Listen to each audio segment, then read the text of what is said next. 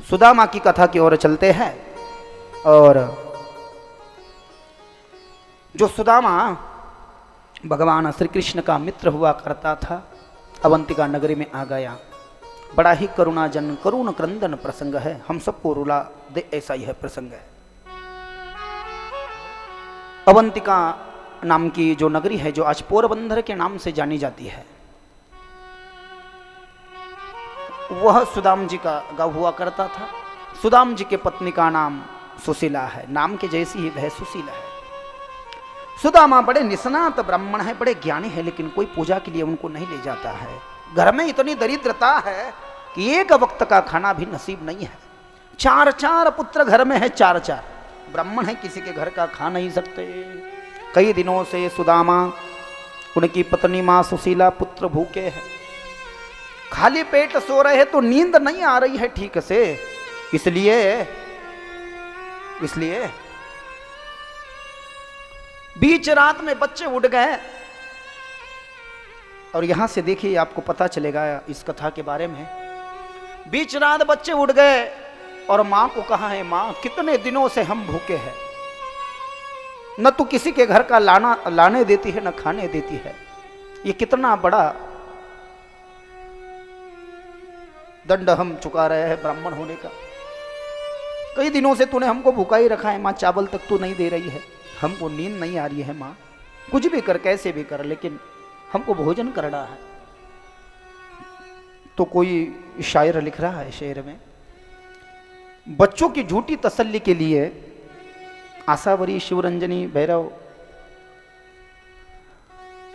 बच्चों की झूठी तसल्ली के लिए मां ने फिर से पानी पकाया रात भर। बच्चों को लगे कि मां हमको कुछ खाने को दे रही है, पूरे डिब्बे खाली की खाली पड़े हैं, घर में चावल का दाना नहीं है, अनाज का दाना तक नहीं है। माँ बाप तो भूखे हैं, वो तो सह रहे, लेकिन बच्चे कैसे सह ले। बीच रात में उठ गए, खाना मांगा, माँ आज तू यदि खाने को देगी तो ही हम सोएंगे, नहीं तो नहीं सोएंगे। तो बच्चों की झूठी तसल्ली के लिए माँ ने फिर से पानी पकाया रात भर, चूल्हा जलाया, चूल्हा जला करके उस पर बर्तन रखा, बर्तन में पानी डाला, जल डाला।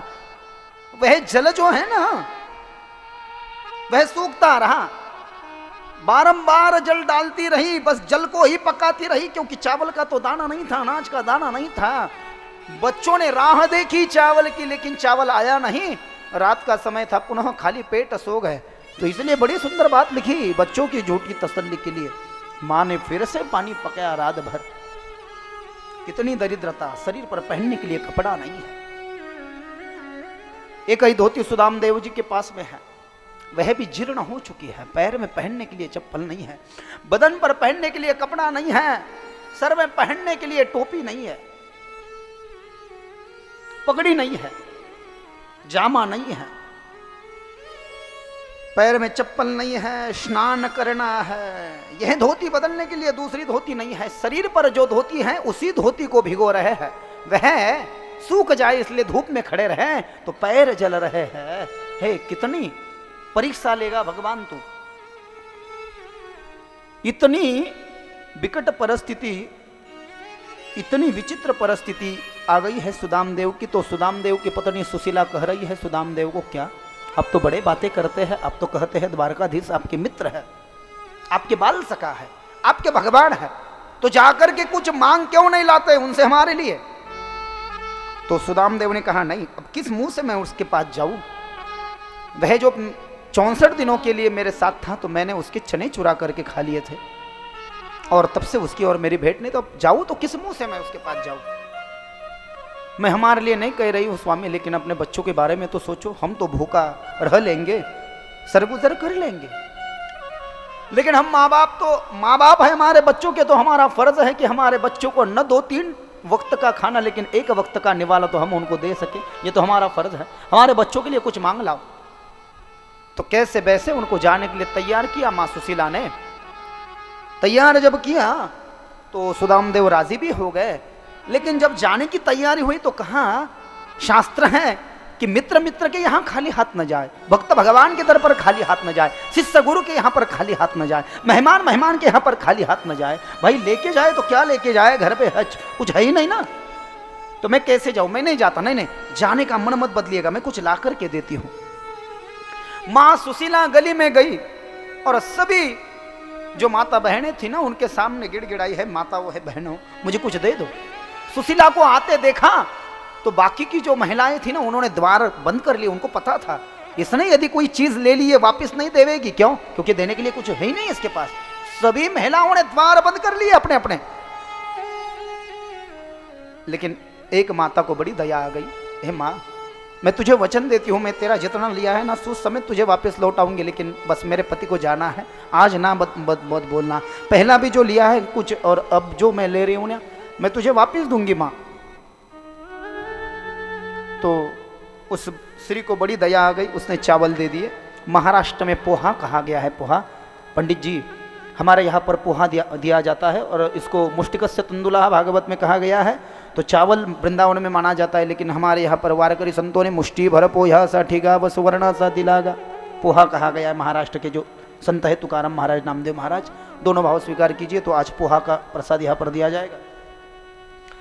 एक स्त्री ने बांस मार रही थी, ऐसी चावल दे दी, अपने वस्त्र का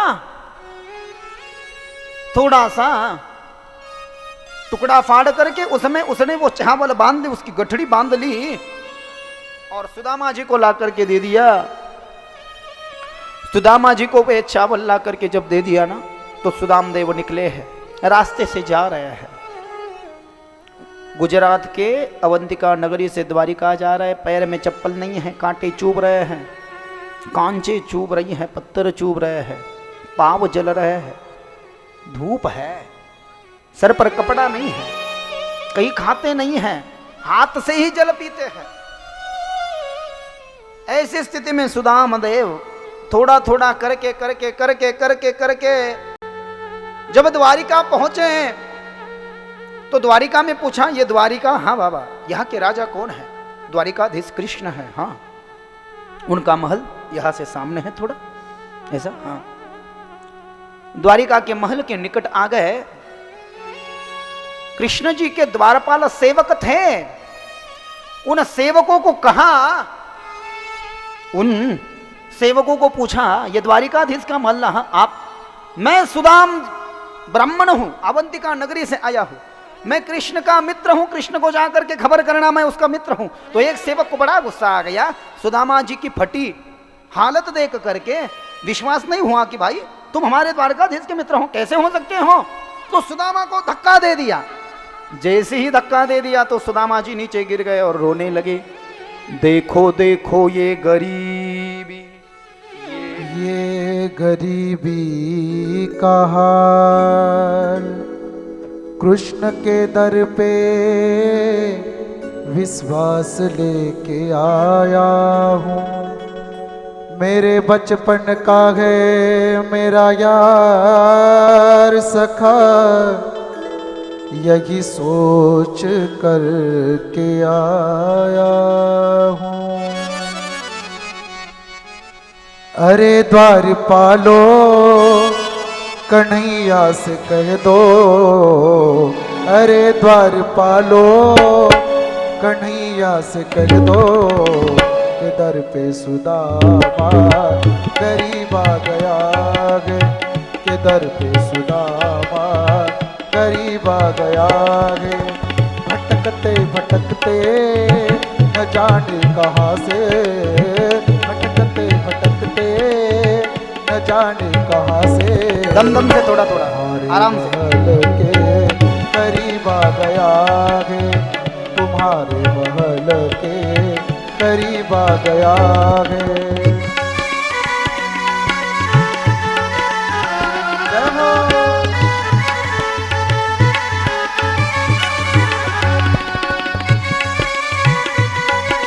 राधे राधे, जय हो।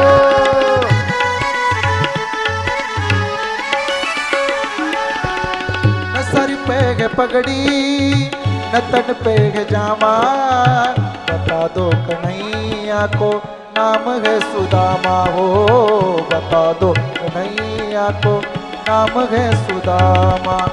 हुआ रुक्मिणी को बहुत अचंभा हुआ रुक्मिणी को बहुत ही अचंभा ये मेहमान कैसा अजीबा गया गे ये मेहमान कैसा अजीबा गया गे अरे द्वारपालो कन्हैया से कह दो अरे द्वारपालो कन्हैया से कह दो कि दर पे सुदामा गरीबा गया है कि दर पे सुदामा गरीबा गया है।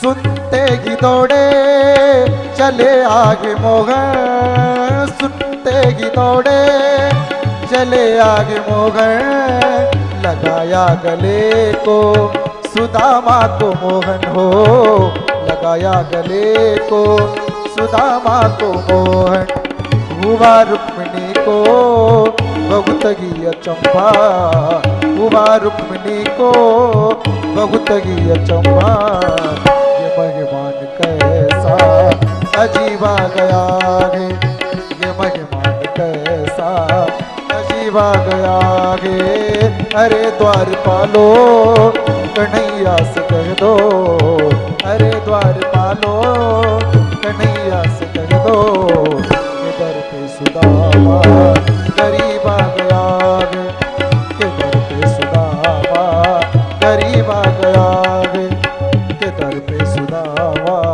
गरीबा गया गे के दर पे सुदामा गरीबा गया गे।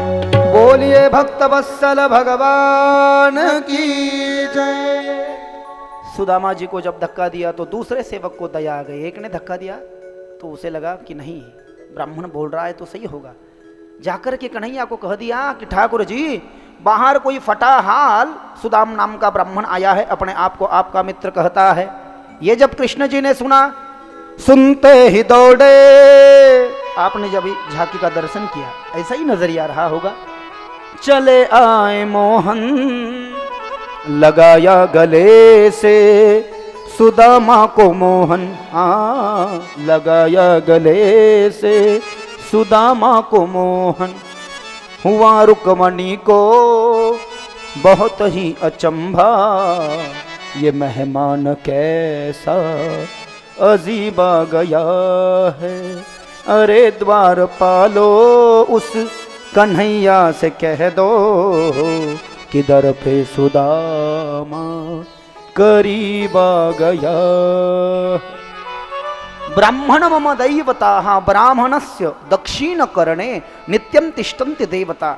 ब्राह्मण के दाएं कान में 7 देवता विराजित रहते हैं, गरुड़ पुराण में कहा गया, गुरु चरित्र में दत्तात्रेय कहते हैं और भगवान श्री कृष्ण कहते हैं ब्राह्मण मेरा दैवत है। इसलिए अपने बाल सखा को, अपने मित्र को अपने हाथों से पकड़ा, अपने सिंहासन पर बिठाया, बड़े से पात्र में सुदामा जी के पैर रखे। माँ रुक्मिणी जल डाल रही है और दुनिया के जो पिताजी, दुनिया के जो आदि अंत है वह कृष्ण जी आज सुदामा ब्राह्मण के पैर धो रहे हैं। आशीर्वाद दे दे करके थक गए। क्यों? कितनी पत्नियां हैं? 16,108 पत्नियां, कल कथा आएगी। ये तेरी पत्नियां हैं? हाँ, सब एक एक दिन आपकी सेवा करेगी। सुदाम जी ने सोचा मैं तो मर जाऊंगा, सभी को मैं एक साथ आशीर्वाद दे देता हूं। कृष्ण अस्य सर्वपत्री नाम दशपुत्र दशपुत्र एक पुत्री सौभाग्यवती भव। तुम्हारे सभी पत्नियों को 10-10 पुत्र, एक एक पुत्री हो जावे। 6 महीने सुदामदेव वहीं पर रहे। पंच पकवान का भोजन है, घर की याद आ रही है, घर पे चावल ने मैं कैसे खा सकता हूँ, उतना ही लो थाली में जो व्यर्थ न जाए नाली में। एक बार लेते थे वही खाते थे। 6 महीना हो गए, घर पे जाना है मुझे। सुदामा ने कहा कल जाओ। शिल्पकर्मी विश्वकर्मा को बुलाया और कहा सुदाम ब्राह्मण मेरा मित्र है, इसका नगर जो है ना बिल्कुल द्वारिका जैसे कर दो, उसमें कोई फर्क नहीं होना चाहिए। और उस नगरी को सुदामा नगरी नाम दो, वहाँ के राजा सुदामा को करो। सुदाम देव दूसरे दिन निकले तो कहा मेरा पीला पीताम्बर छोड़ कर रखिए, फटी धोती पहनिएगा। सुदामा को बड़ा बुरा लग गया, जगत में कोई नहीं किसी का। अरे भगवान जब भी देते हैं चप्पर फाड़ के देते हैं, और भाभी जी ने हमारे लिए क्या दिया वो बताया नहीं तुमने? अरे बाप, सुदामा जी ने तो सर को हाथ लगा लिया।